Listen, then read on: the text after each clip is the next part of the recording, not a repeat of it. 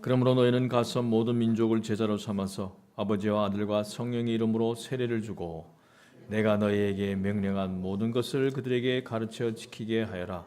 보아라, 내가 세상 끝날까지 항상 너희와 함께 있을 것이다. 아멘. 보시기 바랍니다.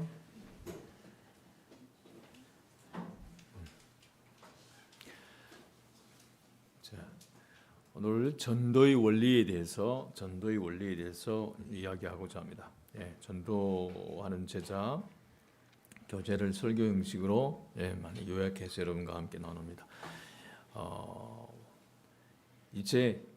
벌써 한 해가 다 가고 새해를 맞이할 준비를 하는 이때 우리가 전도에 대해서 다시 알아가고 또 전도자로서 정말 준비해 되어 가야 합니다.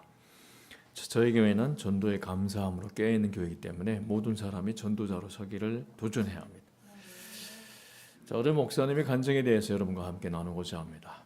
이 목사님이 어느 주일날 3부 예배까지 인도한 뒤에 부산에 있는 어느 교회에 부흥회를 인도하기에 새마로 기차를 타고 가는 길에 잠을 자려고 눈을 감았는데 갑자기 성령님이 옆에 앉아있는 사람에게 전도하라고 말씀하셨다 합니다.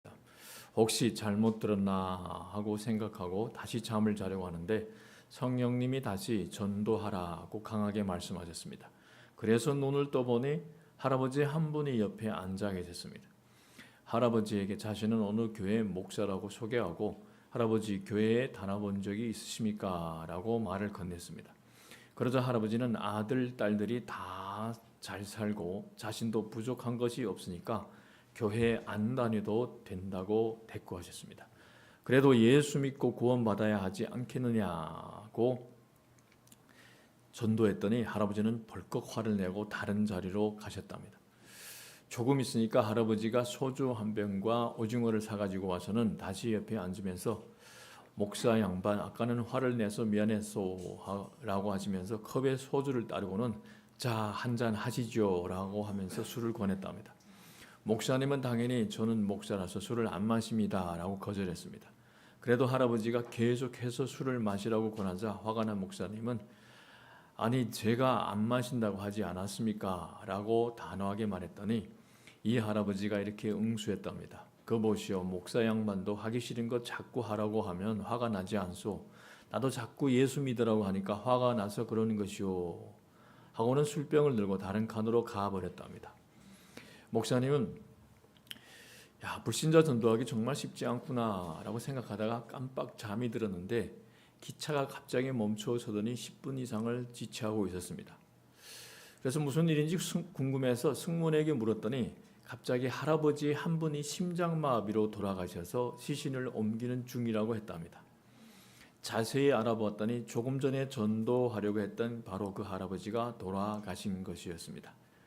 그제서야 목사님은 그래서 성령님이 급하게 전도하려고 하셨구나고 깨닫게 되었답니다. 그리고 전도를 좀 더 잘할 걸 하고 후회하였다고 했습니다. 우리는 전도가 시급하다, 전도는 꼭 해야 한다라는 사실에 대해서는 잘 알고 있지만은 실제로 어떻게 전도해야 하는지, 효과적인 전도의 방법이 무엇인지를 잘 모를 수 있습니다. 교회 중에는 전도를 해보려고 시도하다가 전도가 잘 안 되어서 전도를 포기한 교회도 있습니다. 주변에 교회가 많지만 실제 현장 전도를 하는 교회는 거의 없습니다. 저희 교회에는 간혹가다 좀 떨어진 교회들이 가끔씩 이 동네에 와서 해요. 심지어 서남북 쪽에도 여기 와서 해요. 주변의 교회들은 거의 저희 교회는 거의 안 해. 목회자가 열심히 전도하려고 해도 함께 갈 교인들이 없었던 경우도 있고 전도팀을 조직하여 운영을 해보았지만은 전도의 열매가 없어서 포기한 교회들도 많습니다. 교회가 1년에 한 번 정도 전도 행사를 하는 것은 어려운 일이 아닙니다. 어느 정도 예산만 있으면 얼마든지 할 수 있습니다. 그러나 지속해서 계속 전도하는 것은 쉽지 않습니다. 따라서 전도를 통해 하나님은 부흥을 경험하려면 목회자는 전도에 집중하고 지속해서 전도할 수 있는 그러한 대책이나 전략이나 어떤 지혜를 구해야 합니다. 일회성 행사로 끝나는 전도 프로그램으로는 부흥이 일어날 수 없습니다. 전도는 무슨 일이 있어도 계속돼야 합니다. 전도는 교회의 존재 이유요 성도의 본질이기 때문입니다. 교회가 지속해서 전도하기 위해 몇 가지 중요한 영적인 원리들을 꼭 알아야 합니다. 지속적인 전도를 위해 무엇보다 먼저 전도의 기초 원리를 알아야 합니다. 무슨 일을 하든지 기초가 중요합니다. 기초가 잘 되지 않으면 어떤 일도 지속할 수 없고 발전하기 어렵습니다. 운동선수가 기초 훈련이 잘 되어 있지 않으면 어느 정도까지는 실력이 향상될 수 있지만 위대한 선수가 되기는 어렵습니다. 그래서 기초적인 어떤 동작, 가장 기본 동작을 10,000번 이상을 해야 그것이 내 몸에 배깁니다. 탁구도 마찬가지. 한 동작을 이거 10,000번 이상을 해야 됩니다. 복싱도 마찬가지예요. 그냥 단조로운 걸 그냥 이거 있잖아요. 그냥 잽 날리고 이거 계속 10,000번 이상 해야 돼요. 그래야 이게 몸에 배기는 거예요. 전도의 기초가 정말로 중요합니다. 자, 그러면 전도의 기초가 무엇일까? 그것은 바로 전도자입니다. 자, 한 교회에서 전도가 지속되기 위해서는 반드시 전도의 생명을 건 일꾼을 길러내야 합니다. 전도의 체질화가 된 일꾼들을 길러내야 합니다. 그래서 전도는 제자 훈련과 같이 가야 합니다. 제자 훈련 받았는데 전도를 못한다. 이거는 제대로 제자 훈련을 받지 못한 거예요. 교회 안에 좋은 전도자가 세워지면 어떤 전도 프로그램을 시행하더라도 전도는 될 수 있습니다. 그러나 전도자가 세워지지 않으면 어떤 전도 프로그램을 하더라도 실패할 수 있습니다. 말하자면 어떤 전도 프로그램을 하느냐보다 먼저 우선 전도자를 세우는 것이 더 중요한 문제라는 겁니다. 문제는 전도자를 세우는 것이 말처럼 쉽지 않다는 겁니다. 왜 전도자를 세우는 일이 힘들까? 그것은 전도자가 영적인 공격을 많이 받기 때문입니다. 전도자는 마치 최전방에 나간 군인과 같습니다. 전도 현장에 나가면 여러 종류의 사람들을 만나고 영적인 방해도 받고 비난하는 말과 욕설을 들을 수 있습니다. 그러므로 혼자서 알아서 전도하게 하는 것은 위험합니다. 가끔씩 타 교회 교인들이 혼자서 와서 전도를 합니다. 전도지를 막 뿌리고 사실 굉장히 열심히서 보이지만은 바람직하지는 못합니다. 혼자서 자꾸 하는 게. 자, 전도대를 조직하거나 전도팀을 구성하여서 함께 전도하는 것이 좋습니다. 연합하여 팀 사역을 하는 것이 바람직합니다. 그래서 서로가 돕고 서로 격려할 수 있어야 합니다. 전도자들을 세우는 가장 좋은 방법은 담임 목회자가 전도자들과 지속해서 만나서 말씀으로 격려하고 함께 전도 현장에 나아가는 것입니다. 대부분은요, 담임 목회자가 안 나가고 대부분 다 부교육자나 또 전도의 은사가 있어 보이는 어떤 평신도들을 세워서 전도하는 경우가 많습니다. 그렇다 보니까 온전한 전도가 진행되지 못하고 있습니다. 자, 예수님은 어떤 전도 프로그램을 개발한 것이 아니라 하나님 아버지께로 자기가 돌아가신 후 자신에 대해 증언할 사람들을 세우는 것을 사는 동안에 가장 우선적인 목표로 삼았습니다. 그래서 예수님이 공생의 대부분은 제자들과 함께 시간을 보내고 그들을 양육하고 훈련하는 일에 집중하였습니다. 예수님이 세계복음화의 전략은 분명히 제자였습니다. 제자. 그렇습니다. 그리스도를 위한 정복이 무엇을 의미하는지 아는 한두 사람에게 한 해를 바치는 것이 프로그램만 유지해주는 회중과 평생을 보내는 것보다 더 낫습니다. 저희도 제가 전도하는 제자를 이걸 정말 평신도들하고 같이 배워오기 전까지는 계속 통상적인 일반 교회의 부흥의 원리를 따라서 갔습니다. 그런데 한 명도 세워지지 않았어요. 그다음 전도하는 제자를 훈련을 받고 나서 이 소수 집중하는 원리에 따라서 한 사람에게 계속 집중했어요. 한 사람. 네. 그랬더니 한 사람이 세워지고 두 사람이 세워지고 지금까지 우리 교회 교인들이 그나마 지금 정착하기 시작한 겁니다. 그렇다면 주님은 어떤 사람들을 제자로 불렀을까요? 사실 주님이 선택한 사람들을 살펴보면 깜짝 놀랄 수밖에 없습니다. 왜냐하면 주님은요, 너무나 평범한 갈릴리 어부들을 제자로 부르셨기 때문입니다. 주님은 당시 유대 사회의 엘리트 중에서 혹은 예루살렘에서 잘 나가는 고위 관리 중에서 제자를 부르지 않았습니다. 그렇다고 주님께서 아무 기준도 없이 제자를 불렀다고 생각해서는 안 됩니다. 주님은 절대로 실수하지 않는 분이십니다. 주님은 제자를 부르시기 전에 먼저 밤새도록 기도하셨고 그런 다음에 12 제자들을 부르셨습니다. 누가복음 6장 12절부터 16절에 나옵니다. 그들은 세상의 기준으로 볼 때는 내세울 것이 없는 사람들이었지만 주님의 기준으로는 최상의 사람들이었습니다. 하나님 나라에 대한 진지한 열망과 기꺼이 배우려는 열망을 가진 사람들이었고 무엇보다 주님이 부르심 앞에서 기꺼이 자신이 모든 것을 버려두고 나를 따르라 했을 때 제가 기도해 보고요, 좀 생각해 보고요, 이렇게 하지 않았어요. 그냥 따랐습니다.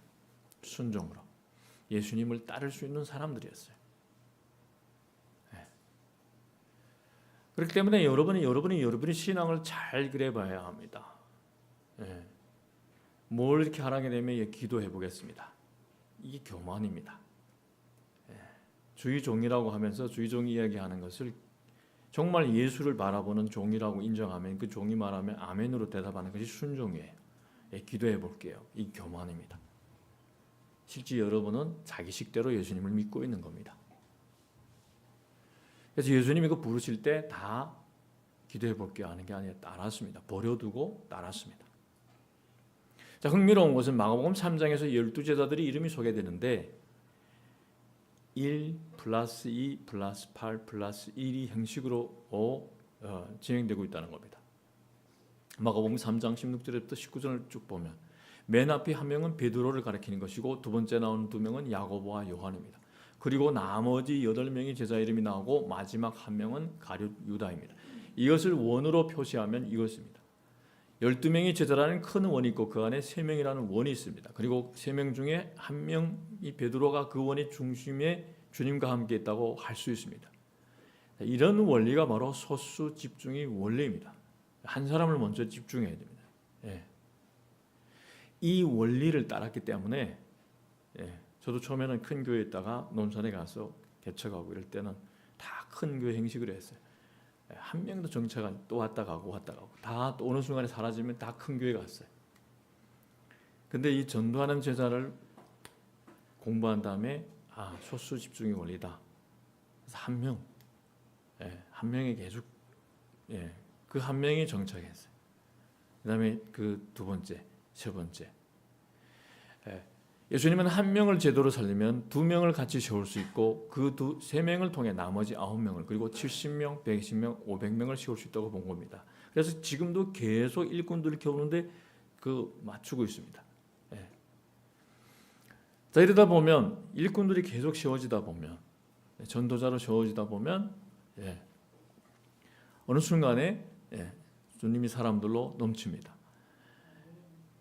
자, 이러한 소수 집중의 원리로 예수님은 12 제자를 세우는 일에 집중하셨습니다. 예수님은 하나님이십니다. 그런데 소수 집중했습니다. 주님이 전도 계획이라는 책에서 저자 로버트 콜먼은 예수님께서 제자를 세워 나간 8가지 방법을 자세히 소개하고 있습니다. 그가 말하는 8가지 방법은 선택, 동거, 성별, 분여, 시험, 위임, 감독, 그리고 재생산입니다. 예수님은 소수 집중의 원리를 통해 제자들을 세우고 그들에게 모든 민족을 제자로 삼으라고 명령하셨습니다. 자, 이거는 해도 되고 안 해도 되는 게 아니라 반드시 전도는 제자 훈련을 받았으면 제자로 도전하는 사람은 반드시 전도는 해야 됩니다. 명령하면 순종을 해야 되죠. 사도 바울의 전략 역시 마찬가지였습니다. 사도 바울의 전략을 보면 이것을 확인할 수 있습니다. 우리가 바울이 1차 전도 여행을 살펴보면 그는 어느 지역에 들어가든지 그곳에서 말씀을 전하면서 복음의 능력을 나타냈습니다. 그런데 2차 전도 여행은 좀 달랐습니다. 바울은 2차 전도 여행을 시작할 때 처음부터 마가 요한을 데리고 갈 것인지 아닌지에 대해 바나바와의 의견이 달랐습니다. 바나바는 데려가기를 원했지만 바울은 1차 전도 여행할 때 밤빌리안에서 자기들을 떠나 함께 가지 않은 사람들을 데리고 갈 수 없다는 의견이었습니다. 결국 두 사람은 다투고 서로 갈라지게 됩니다. 이렇게 된 이유는 바울이 가장 중요한 관심이 전도자였기 때문입니다. 바나바와 갈라선 바울은 예루살렘 교회에서 온 신라를 파트너로 삼아서 새로운 팀을 구성했습니다. 전도팀을 새롭게 구성합니다. 절대 바울이나 예수님 보게 되면요, 혼자서 자꾸 가지 않아요. 팀 구성합니다. 나중에 디모데와 누가가 이 팀에 합류했습니다. 이렇게 준비된 전도팀을 하나님은 아시아 쪽이 아니라 유럽 쪽으로 방향을 바꾸도록 하셨습니다. 바울의 2차 전도 여행에는 하나의 중요한 특징이 있습니다. 그것은 어느 지역에 들어가게 되면 그 지역에서 먼저 사람을 세웠고 그 사람을 통해 전도했다는 사실입니다. 먼저 한 사람을 세우는 거예요. 한 사람. 알다시피 빌립보에서는 루디아를 만났고 데살로니가에서는 야손의 집에 머물렀습니다. 아테네에서는 디오누시오와 다마리, 그리고 고린도에서는 브리스길라와 아굴라 부부와 몇 명의 사람들이 바울이 동역자가 되었습니다. 자, 누가는 바울이 2차 전도 여행을 소개할 때 이와 같이 한 지역과 그 지역에 있던 전도 일꾼의 이름을 소개하는 것을 우리는 볼 수 있습니다. 사도 바울이 3차 전도 여행은 1차와 2차 전도 여행과는 더 많이 달랐습니다. 아시아와 유럽을 다니며 바쁘게 복음을 전하던 바울이 3차 전도 여행 때는 에베소에서 2년이 넘도록 거의 3년 가까이 머물렀습니다. 여기서 그가 한 사역은 사람을 키우는 일이었어요. 무엇으로? 말씀으로. 두라노 서원을 빌려서 2년 동안 날마다 하나님의 말씀을 가르쳤습니다. 그는 사람 키우는 일에 집중했습니다. 놀라운 것은 이때 아시아에 사는 모든 사람이 다 복음을 듣게 되었습니다. 그리고 그 제자들이 흩어져서 아시아 여러 지역에 교회를 세우기 시작했습니다. 바울은 에베소라는 한 지역에서 제자들을 키우는 일만 했는데 하나님은 전 아시아에 복음이 퍼지겠다는 것은 참 흥미로운 일입니다. 그래서 우리도 지금 계속 사람을 키우는 일에 집중하고 있습니다. 사람을 키우는 일에, 숫자보다는 키우는 일에 진짜 제자들, 전도자들 열심히 돌아다니면서 복음을 전하는 일도 중요하지만 사람을 키우는 것이 훨씬 더 큰 전도의 효과를 나타내는 겁니다. 내년에는 더 집중해서 우리 많이 그 말씀 그 교재를 또 이제 만들어가면서 계속 더 깊이 있게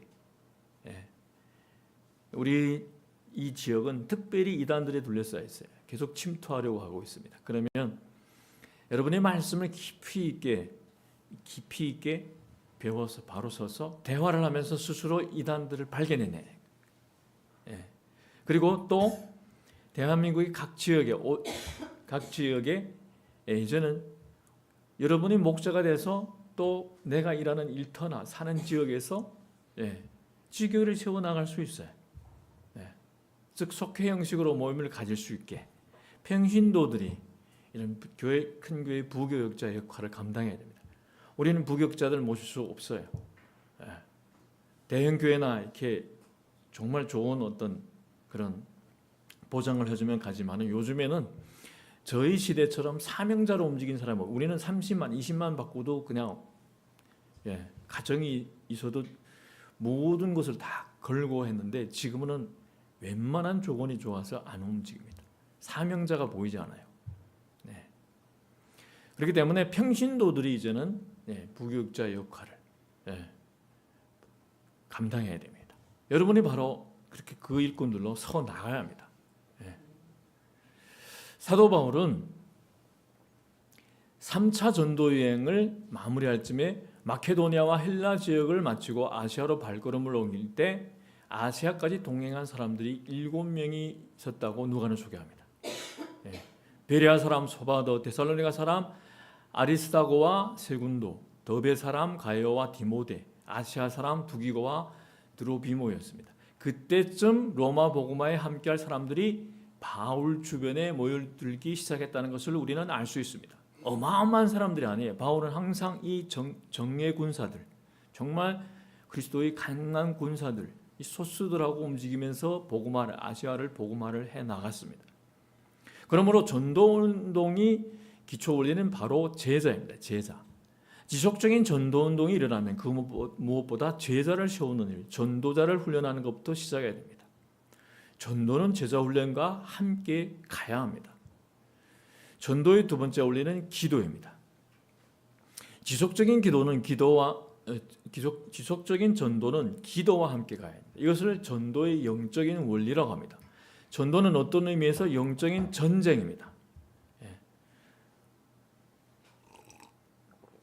자, 우리가 보지만은 특별히 교포들이나 이런 공산국가든가 그렇게 해서 불교, 도교, 어떤 토착 종교에서 세뇌가 된 사람들 보게 되면 가끔씩 와서 말씀 듣거나 안수하게 되면 듣다가 막 머리가 아파요.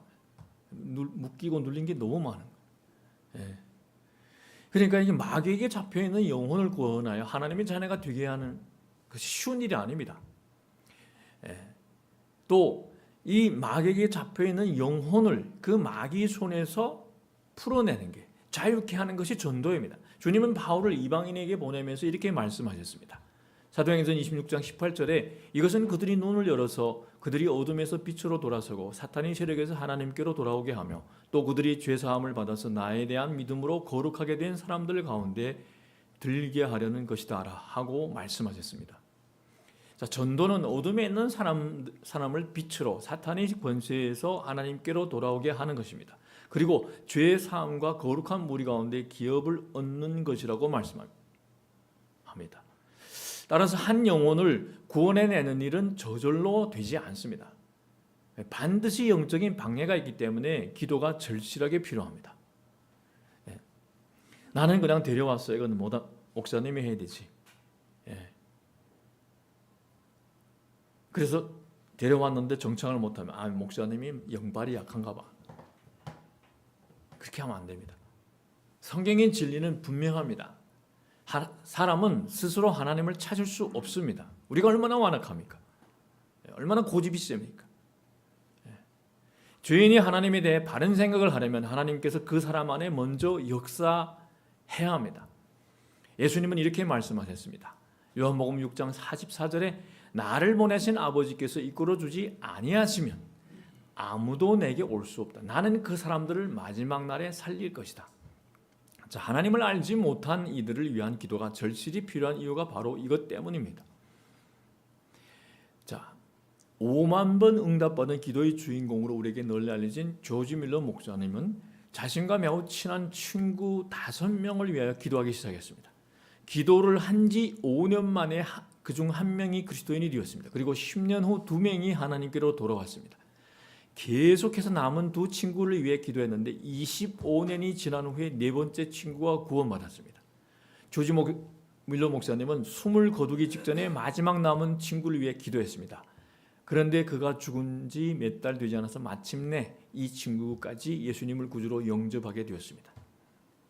이처럼 중보기도는 전도할 대상의 마음을 움직여 구원에 이르게 하는 능력입니다. 계속 기도해야 됩니다. 계속. 소돔과 고모라 성이 멸망할 때 하나님은 아브라함을 생각해서, 즉 아브라함의 기도를 들으시고 롯이 가족을 구원해 주셨습니다. 아론과 이스라엘 자손이 광야에서 금송아지 우상을 만들고 섬기다가 멸망의 선고를 받을 때 모세의 중보기도는 멸망의 위기에 놓인 이스라엘 자손을 구원했습니다. 반면에 에스겔 선지자 시대에는 성 무너진 데를 막아서는 중보기도자를 아무리 찾아도 찾을 수 없어서 하나님께서 이스라엘에 그 분노를 쏟아부었다고 말했습니다. 결국 예루살렘은 무너졌고 이스라엘 자손은 포로로 끌려가고 말았습니다. 자, 오늘날 우리가 보게 되면 뉴스를 보게 되면요, 오늘도 우리가 저기 사거리를 돌 때 진보당 현수막이 이랬습니다. 윤석열과 김건희를 수사하라. 이쪽은 또 보게 되면 국민의힘이 그 현수막이 걸려져 있습니다. 예. 죄인 이재명 뭐 이렇게 또 우리 정치 현황을 바라보면 혼탁해요. 예. 예. 사실 그러한 것을 그거는 서로 간에 만나서 싸울 때만 보여주고 우리 자녀들에게 좀 더 아름다운 모습, 화합하는 모습을 보여주면 얼마나 좋겠습니까? 맨날 서로 싸우는 모습을 보여주니까 우리 자녀들도 어떻습니까? 지역에 따라서, 출신에 따라서, 학교 출신에 따라서, 또 가정의 부여에 따라서 서로를 또 차별시하는 게 대물림대 계속 이어지지 않습니까?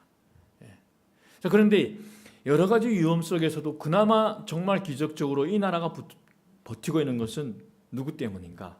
바알에게 무릎을 꿇지 않는 정말 이 나라를 사랑하는 그 기도자들 때문입니다. 여러분은 그 기도원이나 특히 제가 여러 번도 이야기했지만 청계산이나 이런 데 가보십시오. 정말 미련할 정도로 그 추위 가운데서 나라를 위해서 기도하는 사람들이 그렇게 많아요. 이름도 없고 빛도 없는 사람들이에요. 누가 알아줍니까? 주님이 알아주잖아요. 오직 주님을 사랑하는 이들이 곳곳에 숨어서 이 나라의 민족을 위해서 기도하기 때문이에요. 정치인들처럼 맨날 싸우고 지금 여러 가지 위기 속에 있는데도 민생보다는 서로 어떻게 하면 서로를 잡아넣을까 생각하고 계속 거기에만 머리를 쓰니까 그런 사람들로 인해서 미래가 보이겠습니까? 그런데 그래도 이 나라를 사랑하는 그 아름다운 백성들이 이 나라를 위해 걱정하고 염려하고 기도하기 때문에 이 나라가 그나마 위기 속에서도 지금 주님이 붙들림 속에 있는 겁니다. 이렇듯 중보기도는 너무나 중요합니다. 오늘날도 하나님은 멸망의 위기 가운데 서 있는 이 나라와 또 여러 도시들을 구원하기 위해 중보자들을 찾고 계십니다. 중보 기도자들이 기도를 통해 하나님은 사람들을 구원하고 계십니다. 그러므로 영혼을 구원하는 전도의 사역에서 기도가 얼마나 중요한지 알아야 합니다. 초대교회가 전도에 성공한 비밀 역시 중보기도에 있었습니다. 어떤 신학자는 사도행전을 기도행전이라고 말합니다. 실제로 사도행전을 주의 깊이 읽어보면 어느 한 지역에 일어난 전도의 역사는 기도와 연관이 아주 밀접하게 연관이 있다는 것을 우리는 발견할 수 있습니다. 마가다락방에 모인 사람들이 성령의 임재를 구하며 전혀 오로지 기도에 힘썼을 때 그 자리에 성령이 불같이 임했습니다. 성령으로 충만한 베드로가 사람에게 설교자 수많은 사람이 세례를 받았는데 이날의 제자의 수가 3,000명이나 되었습니다. 또한 성전에 앉아 구걸하던 나면서 못 걷게 된 사람이 일어나게 되는 기적이 일어났고 그날 남자들만 5,000명이나 예수님을 믿게 되었습니다. 그런데 성경은 이 일이 제9시 기도 시간에 기도하러 성전에 올라가던 베드로와 요한을 통해 일어났다고 말하고 있습니다. 자, 우리가 지난번에 2025년 교회 트렌드를 보게 되면 500명 이상 되는 교회는 전도를 안 해도 그냥 수평 이동이 된대요. 계속 늘어난대요. 자, 그러면 우리 이런 건물을 잡고 숫자적으로 적은 교회들은 어떻게 해야 되는가? 소그룹이에요. 그러면 모여서 기도를 해야 됩니다. 주님의 은혜를 간증해야 됩니다. 오늘 말씀을 통해서 맥체를 읽으면서 주님 주신 그 은혜를 나누면서 기도합시다. 진정으로 우리가 생명 공동체가 되어야 됩니다. 큰 교회에서 누릴 수 없는 사랑을, 진정한 사랑을 우리가 우리 가운데서 누릴 수 있게 해야 됩니다. 그러면 붕이 일어납니다. 우리가 무엇으로 큰 대형교회하고 경쟁하겠습니까? 경제를 가지고, 건물을 가지고, 어떤 시설을 가지고 사랑, 주님에 대한 그 사랑을 가지고 경쟁합니다. 우리는 더 사랑하는 거예요. 모이면 기도하는 거예요. 말씀이 은혜를 나누는 거예요. 우리 안에서 진짜 사랑이 일어나는 겁니다. 막 이단들이 들어와서 우리 안에 들어와서 막 나 이단 사이비에 빠졌는데 예수 진짜 믿겠습니다. 이런 역사가 막 일어나야 됩니다.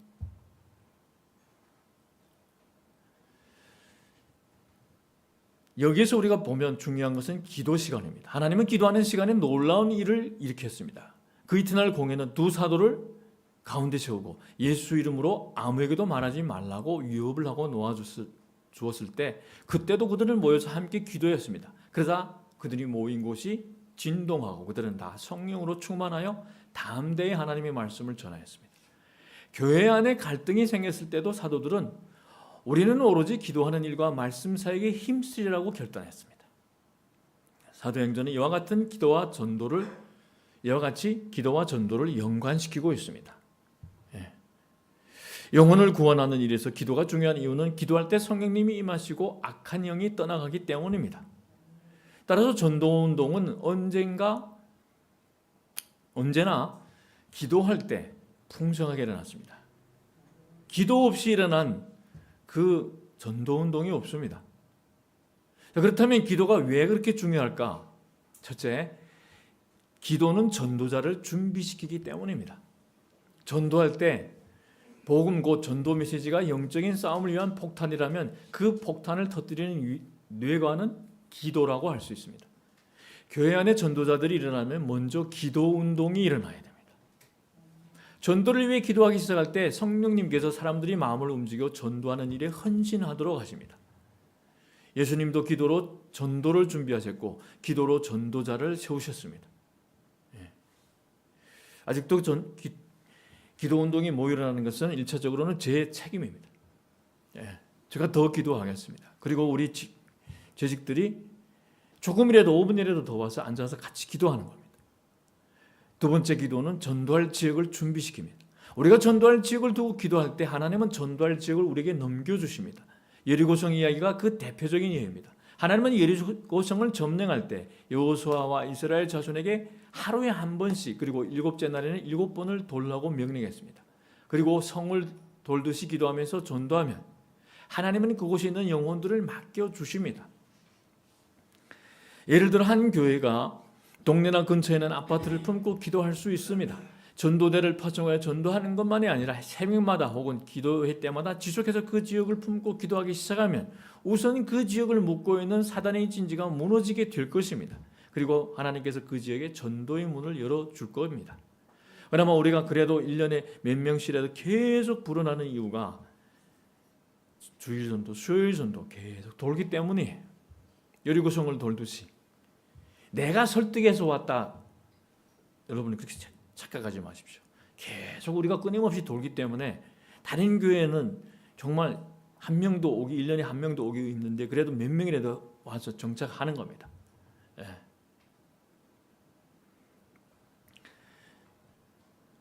그리고 세 번째는 기도는 전도 대상자를 준비시킵니다. 한 명 한 명의 이름을 부르며 기도하면 하나님은 전도 대상자의 문을 여시고 그 사람이 예비된 영혼이 되게 하십니다. 아침에 일어나서 말씀 읽고 여러분 그 한 사람 위해서 부르며 기도합니까? 계속 기도해 보십시오. 그러다 보면 그 기도가 한 방울이 물이 돼서 한 방울, 두 방울, 세 방울 하다가 어느 정도 그 잔이 채워지게 되면 응답이 됩니다. 전도 대상자가 마음 문을 열고 복음을 받아들이는 것은 결코 저절로 되지 않습니다. 그를 위해 기도하는 사람이 있기 때문에 하나님이 그의 마음을 열어 복음을 듣게 하시는 것입니다. 그러므로 전도를 통해 하나님이 부흥을 경험하려면 본격적으로 기도해야 됩니다. 전도 운동이 활발하게 일어나는 교회를 우리가 쭉 관찰해 보면 대부분 중보기도 사역을 하고 있다는 것을 알 수 있습니다. 지금 산하목적회가 아주 건강하게 가고 있어요. 세대 교체가 이루어지고 왜입니까? 기도자들이 일어났기 때문입니다. 여러 가지 우여곡절을 거쳐서 지금 마가다락방에 제가 있을 때보다는 몇십 배 사람들이 모여서 기도하고 있어요.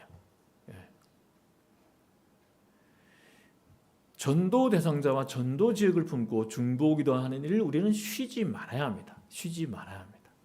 짬만 나면 와서 계속 기도해야 됩니다. 내가 다른 사람 보는 게 아니라 내가 기도해야 됩니다. 기도. 그래서 혹시 당신은 전도 대상자를 정하고 그를 위해서 매일 기도하고 있습니까? 스스로에게 질문을 해봐야 됩니다.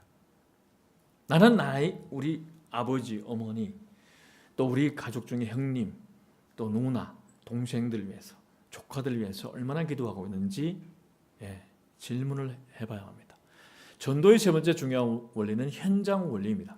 전도 현장은 전도자를 세우는 것과 중보기도만큼 중요합니다. 예수님은 제자들에게 너희는 가서 모든 민족을 제자로 삼아라고 명령하셨습니다. 여기서 가서라는 말은 전도의 현장을 말하는 겁니다. 어디에 갑니까? 전도 현장에 가라는 거예요. 전도 대상자에게 가라는 거예요. 전도는 사람을 교회로 데리고 오는 것이 아닙니다. 야, 가볼래 꼬셔가지고 오는 게 아니에요. 우리 교회 정말 좋대요. 우리 목사님 잘생겼어. 우리 목사님 또 뭐 목소리 톤도 너무 좋아. 우리 교회 엄청 어마어마한 큰 교회. 이게 아닙니다.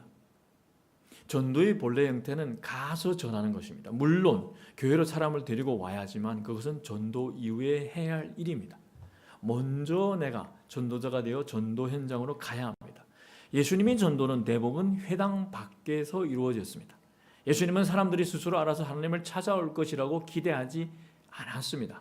예수님이 먼저 우리를 찾아오셨고 사람들을 찾아다니셨습니다. 사마리아 여인을 구원하기 위해 일부러 사마리아를 통과해야 했고 삭개오를 구원하기 위해 여리고를 찾아갔습니다. 만약 예수님이 그들을 찾지 않았다면 스스로 알아서 구원을 받을 수 있겠습니까? 불가능합니다. 그래서 주님은 제자들을 전도 현장으로 내보내셨습니다. 전도 현장에는 실제로 전도가 이루어지는 현장을 말합니다. 그곳은 길거리일 수도 있고 직장이나 학교 혹은 어떤 특수한 지역일 수도 있습니다. 사랑하는 삶의 현장이 바로 전도 현장입니다. 우리 집안에 우리 가족이 다 믿지 않는다면 가정이 바로 전도 현장이 될 수도 있습니다. 네.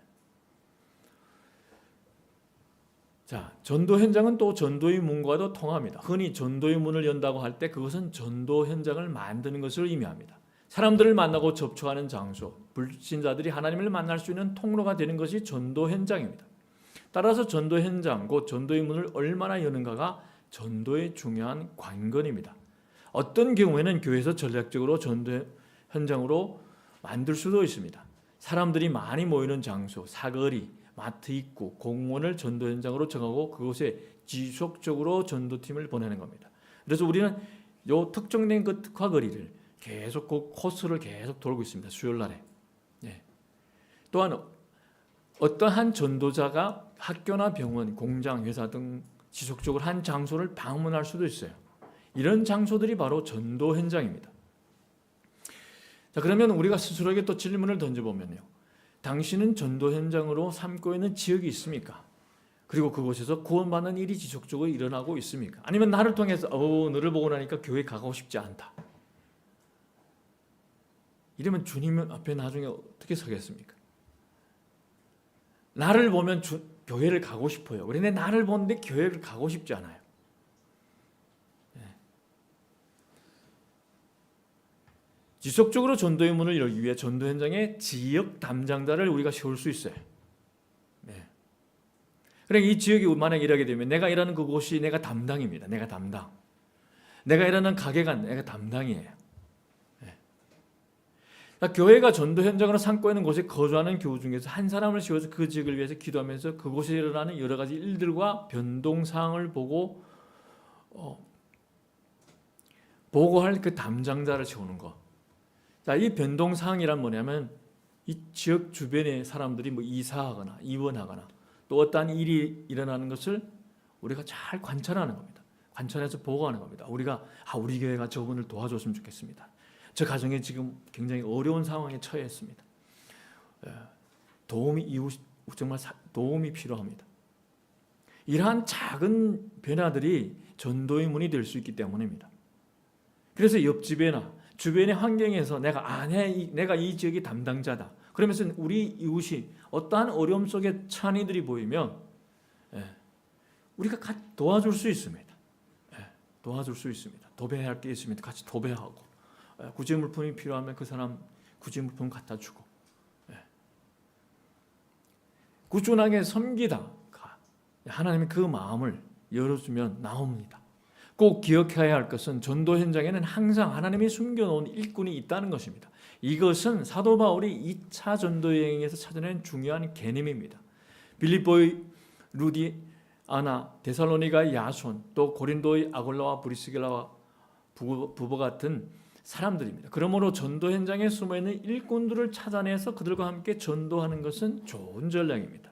중요한 것은 한 지역을 위해 기도하면서 집중적으로 기도할 때가 되면 숨겨놓은 일꾼을 하나님께서 만나게 하신다는 겁니다.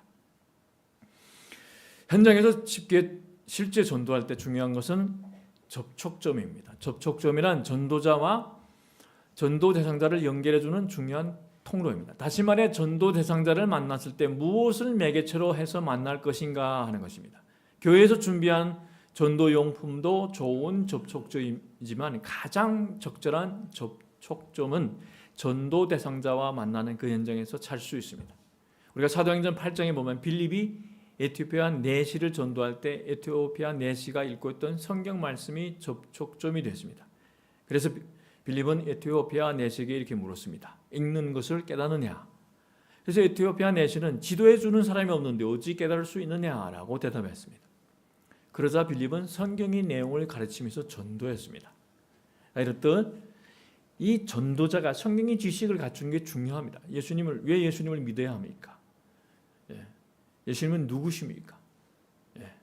요즘에 이단들도 있잖아요.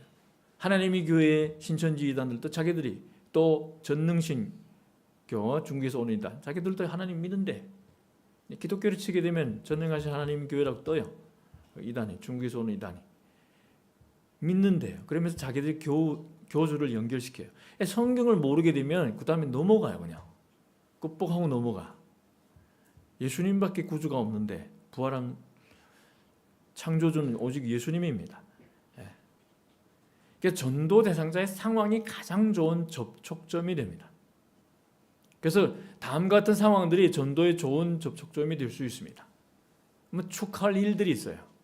쭉 보게 되면 임신했거나 출산했거나 요즘에 보게 되면 아이들이 또 졸업하거나 입학하거나 수능 보거나 위로가 필요한 상황이 될 수 있습니다. 가족이 죽음, 질병, 이혼, 별거,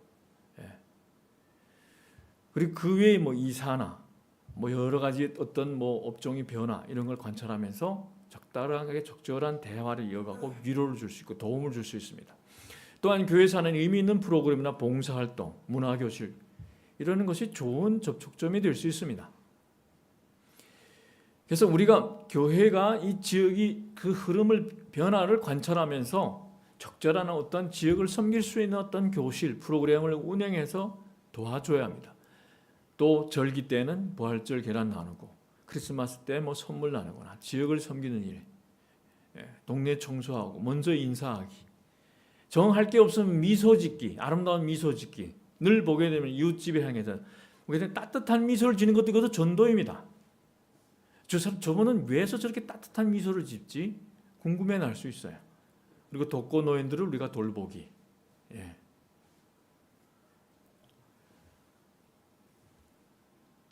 마지막으로 제가 하나 말씀드리면, 저도 올해 목표를 52장 정하고 많이 그랬어요. 인간적으로 청장년 보내주십시오. 청장년 보내주십시오. 해서 기왕에 도움이 되면 기도도 잘하고 헌금도 잘하고 기도했는데 하나님이 어느 날 우리 어머니들을 보내줬어요. 우리 장옥자 어머니 집에 찾아가면서 우리 정옥 어머니, 옥금 어머니, 명금 어머니, 성실 어머니, 제가 기도하는데 그랬어요. 하나님, 부흥은 네가 원하는 방식이 아니라 내가 원하는 방식이다. 이들이 부흥이다. 그래서 어른들을 우리가 섬길 때 우리가 하나님 우리 교회를 얼마나 사랑하는지 봐야 됩니다. 부흥은 우리가 원하는 방식이 아니에요. 하나님이 원하는 방식으로 찾아옵니다. 그 방식을 우리가 아멘으로 감사함으로 받아들일 때 그 다음 하나님께서 전하는 교회는 정말 상처받은 자, 위로가 필요한 자 이런 이들을 보내줘도 충분히 감당하구나 할 때 정말 우리가 감당하지 못할 이들을 우리에게 보내줄 겁니다. 오늘 나눈 전도의 기초 원리와 영적 원리를 마음에 새기고 주님, 다른 사람이 아니라 내가 바로 주님이 기뻐하는 그 전도자로 세워가겠습니다를 결단하는 전하는 교회 모든 교우가 되시기를 주님 이름으로